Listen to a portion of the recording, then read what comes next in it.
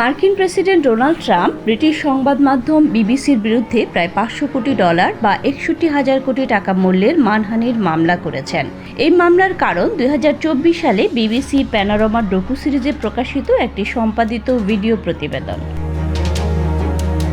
প্রতিবেদনে দেখানো হয় যে ট্রাম্প 2021 সালের 6 জানুয়ারি ক্যাপিটল হিলসে হামলার জন্য তার সমর্থকদের উস্কানি দিয়েছিলেন।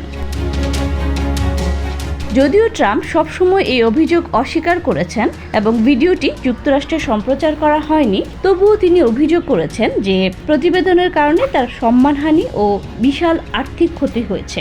এই মামলার আগে বিবিসি ট্রাম্পের কাছে ক্ষমা প্রার্থনা করেছিল এবং স্বীকার করেছিল যে বিভিন্ন ক্লিপ সংকলন করা হয়েছে যা প্রতিবেদনে ভুল বোঝাবুঝির সৃষ্টি করেছে।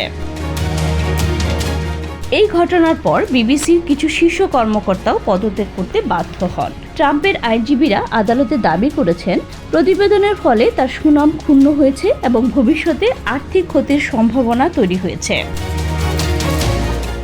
মামলা করা হয়েছে স্থানীয় সময় সোমবার 15 ডিসেম্বর। ট্রাম্পের এই আইনি পদক্ষেপ আন্তর্জাতিক গণমাধ্যমের জন্য গুরুত্বপূর্ণ একটি ঘটনা, যাতে সাংবাদিকতা, মানহানি আইন এবং রাজনৈতিক নেতাদের সম্পর্কের ক্ষেত্রে নজর কাড়া সংবাদের বিষয় হয়ে ওঠে।